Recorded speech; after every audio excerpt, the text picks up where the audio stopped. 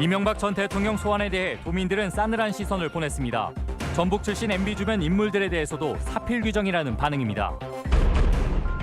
군산조선소 폐쇄 때에도 군산 지역은 정부의 지원을 제대로 받지 못했습니다. 울산이나 거제와 달리 군산은 근로자 지원에서 배제됐던 것으로 나타났습니다. 전북지방은 오늘 초여름 날씨를 보였습니다. 일부 지역은 낮 기온이 24도를 넘었고 봄꽃이 꽃망울을 터뜨리기 시작했습니다. 시청자 여러분 안녕하십니까? 이명박 전 대통령의 검찰 소환에 대한 싸늘한 시선은 우리 지역도 예외는 아니었습니다. 권력형 비리로 얼룩진 이명박 정부 5년에 대한 성역 없는 수사를 요구하는 목소리가 빗발쳤습니다. 한범수 기자가 먼저 도민 반응 취재했습니다.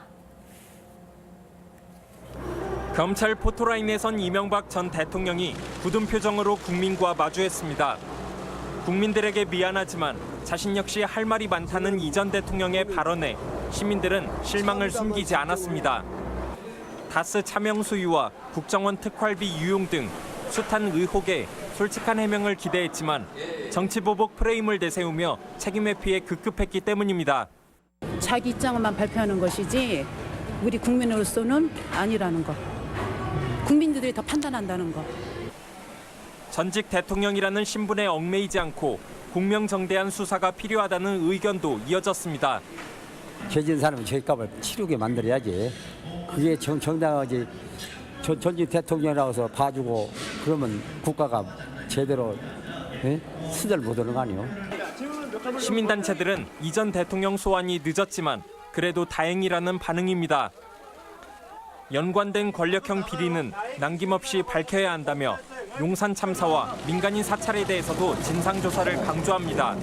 현재 검찰의 수사 대상인 범죄 혐의 외에도 국민의 기본권과 헌법 질서를 유린했던 내용들을 수사하고 강력히 진상조사해야 합니다. 4대강 사업과 같은 이명박 정부의 그림자를 걷어내야 한다는 목소리도 나왔습니다.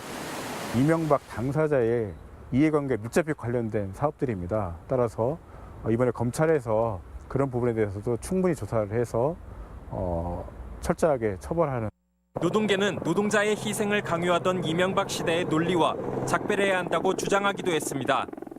버스 노동자들의 파업에 대해서도 공권력을 투입해서 탄압했던 것도 이명박 정권의 태도와 무관하지 않았고, 재임 기간 좋았던 기억을 찾기 힘든 도민들에게 포토라인에 선 이명박 전 대통령에 대한 이해와 동정은 찾아보기 힘들었습니다. MBC 뉴스 한범수입니다. 국민들께 사과하셨는데요. 누구보다 탄압을 많이 받았던 돈의 정치권은 사필 규정이라는 말을 쏟아냈습니다. MB의 청와대 참모 노릇을 하던 일부 전북 인사들도 공범자로 검찰 수사를 받게 돼 격세지감도 느끼게 합니다. 이어서 유룡 기자입니다. 이명박 전 대통령의 금고지기로 불렸던 김백준 전 청와대 총무비서관. 익산 출신인 그는 이명박 정권 내내 비선 실세로 꼽히며 전북의 정관계에도 위세를 떨쳤습니다. 이명박 정부가 토지공사와 주택공사를 합병해 LH를 경남 진주로 이전시킬 때 전북도청 고위 관계자들은 청와대 의중을 알아보거나 도민의 뜻을 청와대에 전달할 때 김 전 비서관이 창구 역할을 할 정도였습니다. 하지만 그는 전북 현안 해결은 외면했고 국정원 특활비 4억 원을 수수한 혐의로 구속재판을 받으며 이 전 대통령의 뇌물수수를 입증할 주요 피의자로 꼽히고 있습니다. 지역 패권주의, 또 과거의 그 기득권 그 구조의 폐해, 그래서 이런 그 참담한 결과가 나왔다고 생각을 하고. 김 전 비서관 외에도 익산 출신 송정호 청계재단 이사장과 김제 출신 장다사로 비서관 역시 MB의 가신으로 불렸습니다. 하지만 이들 역시 불법 자금 수수에 연루된 혐의로 이 전 대통령과 함께 검찰 수사의 칼날을 받고 있습니다. 전라북도는 MB 당선 이후 정운천 전 장관을 제외하고는 변변한 장차관 자리 하나 얻지 못하는 서름을 겪었고 각종 정치 보복성 현안 흔들기도 경험했습니다.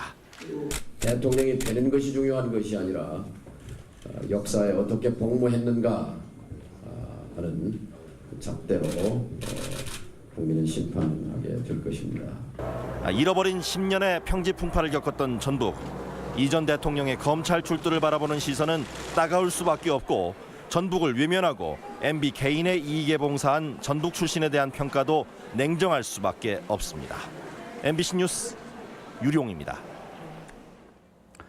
지방선거를 앞두고 민주평화당이 오늘 도의회에서 최고위원회를 열고 자신들이 새만금 특별법 개정과 남북 화해를 이끌었다며 전북 발전을 위한 강력한 야당의 필요성을 강조했습니다. 평화당은 김윤덕 민주당 도당위원장의 골프 사건을 언급하며 오만한 여당 견제를 위해 지방선거에서 도민들의 지지를 호소했습니다. 날씨가 무척 포근해졌습니다. 오늘은 낮 기온이 20도를 훌쩍 넘기면서 도심은 완연한 봄을 실감케 했는데요. 하지만 비 소식이 있어서 기온은 금세 제자리를 찾아갈 전망입니다. 이경희 기자입니다. 맑고 파란 하늘 아래 산수유가 노란 꽃망울을 터뜨렸습니다. 산책을 하던 시민들은 노랗게 물든 봄의 전령을 보며 어느새 성큼 봄이 왔음을 실감합니다. 갑자기 따뜻해진 날씨에 화들짝 놀란 홍매화도 수줍게 얼굴을 내밀었습니다. 상춘객들은 한복을 곱게 차려입고 봄꽃을 맞이합니다. 서울은 좀 추웠는데 여기 오니까 되게 따뜻하고 여름 날씨 같네요. 좀 보니까 또 색깔이 홍매라서 너무 이쁘네요. 오늘 전주의 낮 기온이 24.6도까지 올라가면서 5월 중순 기온을 보였습니다. 기상 관측 이래 3월 기온으로는 5번째 높았으며 24.5도를 보인 부안과 정읍도 관측 이래 4번째로 높았습니다. 미세먼지 농도도 보통 수준으로 떨어져 나들이 하기에 안성맞춤이었습니다. 오늘 날씨가 너무 더워가지고 옷도 껴입고 왔는데 여름 날씨여가지고 지금 잠바도 이렇게 벗고 다니고 있어요. 놀러 다니기 딱 좋은 날씨인 것 같아요. 온난 건조한 남동풍이 불고 일사량이 높아 일시적으로 기온이 오른 건데 밤사이 비가 내리면 기온은 금세 제자리를 찾아가겠습니다. 새벽부터 비가 오다가 밤에 서해안부터 차차 그치겠습니다. 예상 강수량은 10에서 40mm이고 이 비가 그친 후에는 기온은 평년과 비슷하거나 조금 높은 분포를 보이겠습니다. 기상당국은 비가 그친 모레부터는 아침 기온이 5도 안팎으로 뚝 떨어지겠다며 건강관리에 주의를 당부했습니다. MBC 뉴스 이경입니다. 구제역에 대한 방역이 올해부터 한층 강화됩니다. 전라북도에 따르면 구제역 항체율을 높이기 위해 비육돼지는 현행 8주에 한 차례인 구제역 백신 접종을 12주에 2차례로 늘리고 소와 염소도 매년 2차례 정기 접종하기로 했습니다. 또 공동방제단을 확대해 방역이 취약한 소규모 농가나 축산 밀집 지역을 집중 소독하기로 했습니다. 전북교육청이 학생 병영 체험을 폐지하기로 했습니다. 전북교육청은 군대식 교육이 민주시민을 육성하는 교육 가치관과 맞지 않다며 학교에서 병영 훈련 체험을 진행하지 않기로 했습니다. 또 태극기 집회에 참여했던 일부 우편향 단체가 주관하는 6.25 교육도 협조하지 않고 필요한 내용은 학교에 맡기기로 했습니다. 익산에서 열리는 전국체전이 불과 반년 앞인데요. 선수들이 숙소로 사용할 호텔 앞에 폐기물이 산더미처럼 쌓여 있어 익산시가 처리에 골머리를 앓고 있습니다. 박연성 기자입니다. 오는 가을 전국체전이 열리는 익산의 한 호텔 부지에서 내려다본 풍경입니다. 주변 폐공장 부지에는 엄청난 양의 폐기물 더미가 방치돼 있습니다. 지저분한 폐기물 자체도 보기 싫지만 길 잃은 동물들까지 꼬이면서 소음 등 환경 피해가 발생하고 있습니다. 6년 전인 지난 2012년 무허가 폐기물 처리업자 김모 씨가 KT 도급업체에게 받아 무단으로 적치한 건데 양이 무려 4,200톤에 달합니다. 폐기물이 수년째 방치되면서 공단 내 구조 고도화 사업 차질은 물론 전국체전 기간 이미지 훼손도 우려되는 상황입니다. 각지에서 손님들이 다 오신단 말이에요. 새 공장이 그냥 방치되어 있고 폐기물이 야적돼 있고 하니까 구조고 사업 대상지로 빨리 이제 활용을 하려고 지금. 폐기물 처리비만 많게는 50억 원까지 예상되지만 이미 파산한 김 씨는 처리 능력이 없는 상황. 전국체전을 앞두고 발등에 불이 떨어졌지만 토지주인 산업자원부와 체전 개최지인 익산시는 손을 놓고 있습니다. 일단은 지금 그 배출하는 사람이 좀 적극적으로 이거를 임하지 않고 있고 선고가 자꾸 늦어지고 있는 상황이에요. 그분한테 이제 폐기물 조치령 나가고 기한 내 못 치면 고발하고 또 조치령 나가고 고발하고 계속. 환경 문제에 대한 소극적 대처가 익산은 물론 지역에 대한 이미지 훼손으로 이어질 수 있어 적극적인 대응이 요구됩니다. MBC 뉴스 박연선입니다.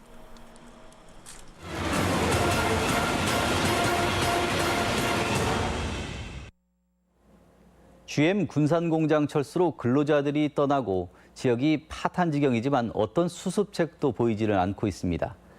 2년 전 조선업이 불황일 때도 근로자를 돕는 희망센터가 설치된 울산 거제와 달리 군산만 외톨이였는데요. 이번엔 다를지 걱정이 앞섭니다. 박찬익 기자입니다. 재작년 8월에 문을 연 모포 조선업 희망센터. 조선업 실직자와 협력업체에게 구직과 직업훈련, 자금을 지원해주고 있습니다.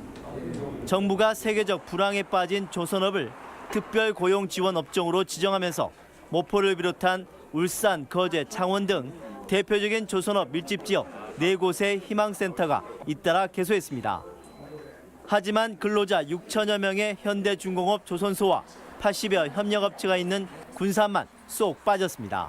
지속적으로 희망센터가 설치될 수 있도록 요구를 했습니다만은 타 지역에 비해서 우리 지역이 근로자가 좀 적다는 이유로 희망센터 대신 겨우 일자리 지원센터가 들어섰지만 지원 예산부터 격차가 컸습니다.